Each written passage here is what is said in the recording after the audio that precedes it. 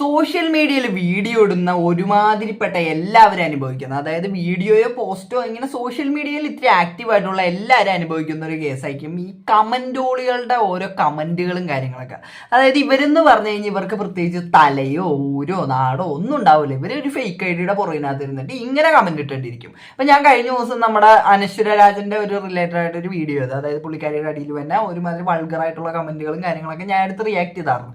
അപ്പൊ അപ്പോഴും നമ്മൾ ശ്രദ്ധിച്ച് അറിയാൻ പറ്റും ഭൂരിഭാഗം എണ്ണോ ഫേക്ക് ഐഡിയകളായിരിക്കും. കാര്യം ഇവർക്കെന്ന് പറഞ്ഞാൽ ഇവർക്ക് പേടിയാണ് ശരിക്കും പറഞ്ഞാൽ ആൾക്കാരുടെ മുമ്പിൽ വന്ന്, അതായത് അവരുടെ സ്വന്തം ഐഡിയനകത്ത് വന്ന് എന്തെങ്കിലും കമന്റ് ഇടാനൊക്കെ പേടിയാണ്. പിന്നെ ഇമാതിരി കമന്റുകളൊക്കെ സ്വന്തം ഐഡിയനകത്തൊന്ന് വന്ന് ചില ഒറ്റകൾ ഇടും. അതൊന്ന് പറഞ്ഞാൽ അവർ ഇടുമ്പോൾ ഏതെങ്കിലും വലിയ ആളാവും എന്നുള്ള രീതിക്കൊക്കെ ഇവർ വന്ന് ഇടുന്നത്. അപ്പൊ ഇപ്പൊ നിലവിലുള്ള വിഷയം എന്താന്ന് നോക്കണമെങ്കിൽ ഈഗിൾ, അതായത് നമ്മുടെ ഈഗിൾ ഗെയിമിങ്ങിന്റെ മാരേജ് ഈ അടുത്തായിരുന്നു കഴിഞ്ഞത്. അപ്പൊ പുള്ളിക്കാരന്റെ വൈഫിന് വന്നിട്ട് ഒരുത്തം വന്ന് കമന്റ് ഇട്ട്, അതായത് പുള്ളിക്കാരിനെ ഒരു വൾഗറായിട്ടുള്ള രീതിക്ക് കമന്റ് ഇട്ട്. അപ്പൊ ഈ ഒരു കമന്റ് ഇട്ട് കഴിഞ്ഞപ്പോഴത്തേക്കും ഞാൻ ആ കമന്റ് ഇവിടെ സൈഡിൽ കൊടുക്കുക. അപ്പൊ ഈ ഒരു കമന്റ് ഇട്ട് കഴിഞ്ഞപ്പോഴത്തേക്കും പുള്ളി എന്ത് ചെയ്തു, പുള്ളി ട്രാക്ക് ചെയ്ത് ചെന്നു ഈ ഒരു ഫേക്ക് ഐഡിനകത്തുനിന്നാണ് ഇവൻ വന്ന് കമന്റ് ഇട്ടത്. അപ്പൊ അവനെ ട്രാക്ക് ചെയ്ത് ചെന്നിട്ട് അവനെ പൊക്കി. അപ്പൊ ഈ ഫേക്ക് ഐഡിനകത്ത് വന്ന് കമന്റ് ഇടുന്ന ഭൂരിഭാഗം എണ്ണത്തിന്റെ ഒരു ധൈര്യം എന്ന് പറഞ്ഞു കഴിഞ്ഞാൽ ഞങ്ങൾ ആരും പിടിക്കൂല, ഞങ്ങൾ എത്രത്തോളം വേണമെങ്കിൽ ഞങ്ങൾക്ക് ആരെ വേണമെങ്കിലും തെറി പറയാം, ഞങ്ങളെ വൾഗറായിട്ട് എന്ത് വേണമെങ്കിൽ ഞങ്ങൾക്ക് പറയാം, പക്ഷെ ഞങ്ങൾ ആരെയും പിടിക്കൂല എന്നുള്ളതാണ് ഇവരുടെ ധൈര്യം. പക്ഷെ ആ ധൈര്യം മൊത്തം ചോർന്നു പോകുന്ന ഒരു രീതിക്കുള്ള ഒരു വീഡിയോ ആണ് ഇപ്പൊ നമ്മുടെ ഈഗിൾ ഗെയിമിങ്ങിന്റെ പുറത്ത് വന്നേക്കണത്. പുള്ളിക്കാരൻ ഇൻസ്റ്റാഗ്രാമിനകത്തൊരു വീഡിയോ ആണ്.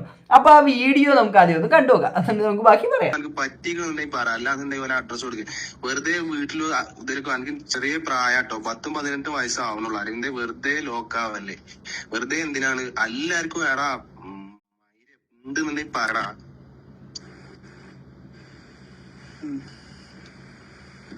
പറടാ, ഒരു സോറി പറ, ചെയ്തിട്ടുണ്ടെങ്കിൽ പറ. സോറി,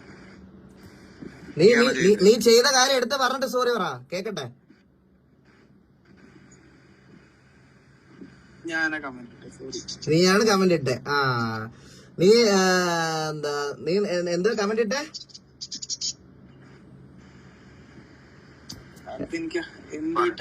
ആ എന്ത് കിട്ടുന്ന നിന്നെ ഞാൻ പഠിപ്പിക്കണോ ഇനി?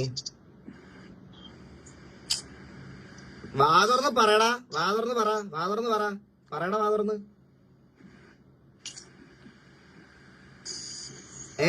എന്റെ വൈഫിന്റെ അക്കൗണ്ടിൽ വന്നിട്ട് നിന്നെ കാണുമ്പോ എനിക്ക് ബോഡി പൂ എന്ന് അതെനിക്ക് ഞാൻ പറയുന്നില്ല ഇപ്പം. നിക്ക് ഞാനിപ്പോ പറയുന്നില്ല നിന്റെ അടുത്ത്. നിനക്ക് 18 വയസ്സുള്ള കൊച്ചി ഇറക്കി നിന്റെ വീട്ടില് നീ ഇത് കേട്ടോടാ. നിന്റെ വീട്ടിൽ ഇവന്റെ വീട്ടിലുണ്ടോ അച്ഛനും അമ്മയൊക്കെ, അമ്മ അനിയത്തിയൊക്കെ? ആ സിസ്റ്റർ ഒക്കെ ഉണ്ട്. എടാ നാണം ഉണ്ടോടാ നായ? നിനക്ക് നാണം ഉണ്ടോ? നീ വിചാരിച്ചല്ലോ നമ്മൾ ഇത്രയും ട്രാക്ക് ചെയ്ത് നിന്നെ ഇവിടെ വരെ എത്തിച്ചു കൊണ്ടുവരുമെന്ന് നീ ഒട്ടും വിചാരിച്ചില്ലല്ലേ? നമ്മൾ ആദ്യം വിളിച്ചപ്പോ ഇവൻ നമ്മോട് പറയാണ് 22 വയസ്സെന്ന്.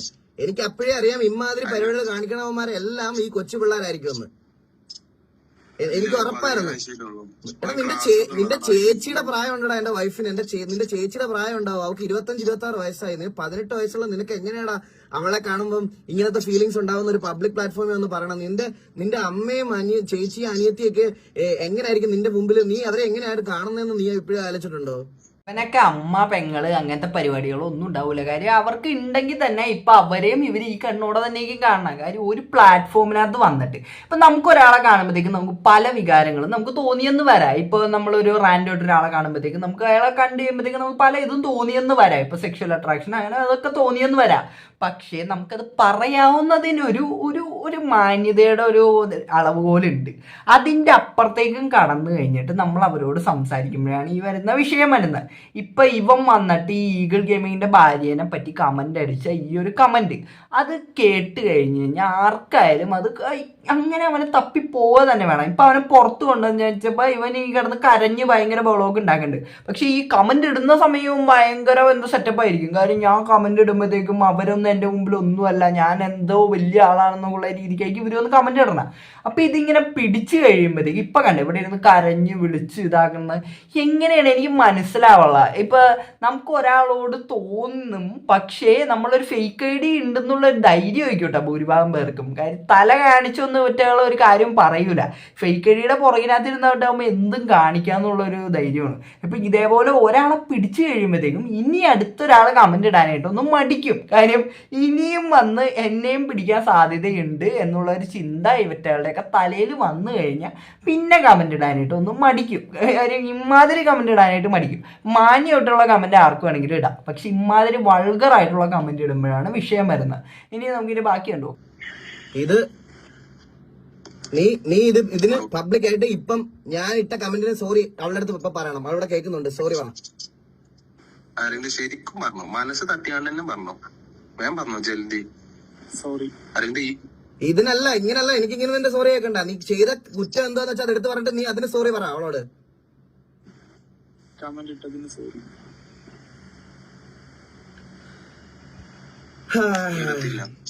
ബാക്കി നിന്റെ പേഴ്സണൽ ഇൻഫർമേഷൻ ഒന്നും ഞാൻ ഒരവസരം നിനക്ക് തരുമോ? ഞാൻ സീരിയസ്ലി ഞാൻ പറയാണ്, നിന്റെ അച്ഛനെയും അമ്മയും നിന്റെ അനിയത്തിയെയും എനിക്ക് നാറ്റിക്കാൻ വയ്യാത്തത് കൊണ്ട് മാത്രം നിന്റെ ഐഡന്റിറ്റി ഞാൻ ഇവിടെ പറയുന്നില്ല. പക്ഷെ ഇത് ഞാൻ പോസ്റ്റ് ചെയ്യും. നിന്റെ അക്കൗണ്ട് ഇന്നത്തോടെ ഇത് ഇവിടെ തീർന്നോണം. ഈ പരിപാടി കാണിക്കുന്നത് ജീവിതത്തില് 18ാമത്തെ വയസ്സിൽ എന്തൊക്കെ ചെയ്യാനുണ്ടോ നിനക്കൊക്കെ ജീവിതത്തില്? പോയി വേറെ എന്തെങ്കിലുമൊക്കെ ചെയ്ത് ഇതാക്ക്. നിനക്കൊക്കെ ഒരു വിചാരമുണ്ട്. ഈ പറയണതുപോലെ ഒരു ഫോണും ഫേക്ക് അക്കൗണ്ടും ഉണ്ടാക്കി ലോകത്തിന്റെ എവിടെ കീഴിലിരുന്നിട്ട് ബാക്കിയുള്ള ആൾക്കാരെ മറ്റേ ഇങ്ങനത്തെ വർത്താനം പറഞ്ഞാൽ ആരും ഒന്നും കണ്ടുപിടിക്കത്തില്ല. ഇവിടെ സാധാരണക്കാരൻ ഒരാളാണെങ്കിൽ ചിലപ്പോൾ കണ്ടുപിടിക്കത്തില്ലായിരിക്കും. നിന്റെ ജാതകം വരെ എടുക്കാൻ അറിയാമെങ്കിൽ ഇപ്പൊ ഈ കോള് വരെ ഇവിടെ എത്തിക്കാൻ അറിയാമെങ്കിൽ ഞങ്ങൾക്ക് കുറച്ച് കാര്യങ്ങൾ ചെയ്യാൻ അറിയാം. എന്നിട്ട് നീ എന്നോട് എന്തോ പറഞ്ഞാൽ നീ മറ്റേ കമ്പ്യൂട്ടറിന്റെ മുമ്പിൽ ഇരിക്കുന്നവനല്ലേ എന്ന്. കമ്പ്യൂട്ടറിന്റെ മുമ്പിൽ ഇരുന്നോണ്ട് തന്നെ ആളാ ഈ കോൾ ഇവിടെ വരെ എത്തിച്ചത്. മനസ്സിലായ? ഇത്രയും വർഷം കമ്പ്യൂട്ടറിന്റെ മുമ്പിൽ ഇരുന്നതിന്റെയാണ് നീ ഇതാ ഇവിടെ ഒരു മുട്ടയിൽ ഇരിക്കണം ഇവിടെ ഇപ്പം വിറച്ചിട്ട്. മനസ്സിലായല്ലോ? നിനക്ക് ഞാൻ ഒരു ഒറ്റ ഇത് തരുവാ. നിനക്ക് അവസാനത്തെ വാണിങ്. ഇതിൽ നീ ജീവിതത്തിൽ നന്നാവുമെങ്കിൽ നീ നന്നായിക്കോ. ഇത് നിന്റെ അവസാനത്തെ ചാൻസാ.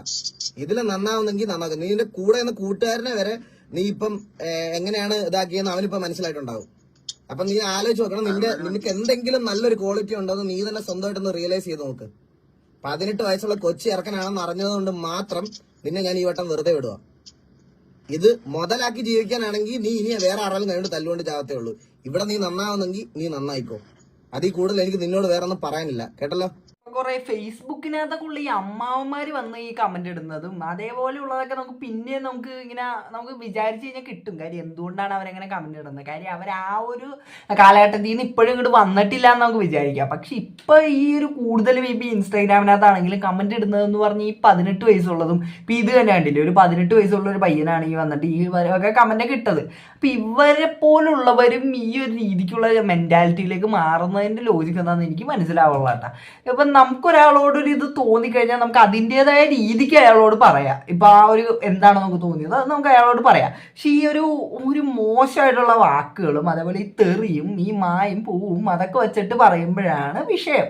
അപ്പൊ ഇതേപോലുള്ള മക്കളൊക്കെ പുറത്ത് കൊണ്ടുവരുന്നത് എന്തുകൊണ്ടും നല്ലതാണ്. ഇപ്പൊ നമ്മൾ ഇവരെയൊക്കെ ഇപ്പൊ ഇവർക്കെതിരെ നമ്മളിപ്പോ ഒരു കേസൊക്കെ ആയിട്ട് പോയി കഴിഞ്ഞാൽ അതിനകത്തൊരു നല്ലൊരു നടപടിയോ അങ്ങനത്തെ വലിയ കാര്യങ്ങളൊന്നും ഉണ്ടാവില്ല. അപ്പൊ ഇവരെയൊക്കെ നമ്മൾ മാക്സിമം നമ്മൾ പബ്ലിക്കിന് മുമ്പിലേക്ക് എത്തിക്കുന്നതാണ് ഇവർക്കെതിരെ നമുക്ക് കൊടുക്കാൻ പറ്റുന്ന ഏറ്റവും വലിയ ശിക്ഷ എന്ന് പറയുന്നത്. അല്ലാണ്ട് ഇപ്പൊ നമ്മൾ ഇവർക്കൊണ്ട് കേസ് കൊടുത്തു കഴിഞ്ഞാൽ വലിയ നടപടിയൊന്നും ഉണ്ടാവാത്തത് കൊണ്ട് തന്നെ നമ്മൾ ആ വഴിക്ക് പോണേന് നല്ലത് ഇതാണ്. കാര്യം ഇത് ആകുമ്പോഴത്തേക്ക് അവർക്കൊരു നാണക്കേടുമായി. എന്നാൽ ഇനി അത് ചെയ്യാനായിട്ട് ഇവർ മടിക്കുകയും ചെയ്യും. അപ്പൊ എനിക്ക് ഇത്രയാണ് എനിക്ക് ഇത് കണ്ടപ്പോഴത്തേക്കും തോന്നിയത്. ഇതിനെപ്പറ്റി എന്താണ് നിങ്ങൾക്ക് പറയാനുള്ളത് ഈ വീഡിയോയുടെ കമന്റ് ആയിട്ട് ഇടാം. അപ്പൊ ഈ വീഡിയോ ഇഷ്ടപ്പെട്ടാൽ മാത്രം എല്ലാവരും സബ്സ്ക്രൈബ് ചെയ്യുക. അപ്പൊ എല്ലാവർക്കും അടുത്തൊരു വീഡിയോ കാണുന്നതായിരിക്കും. Tata bye bye, see U.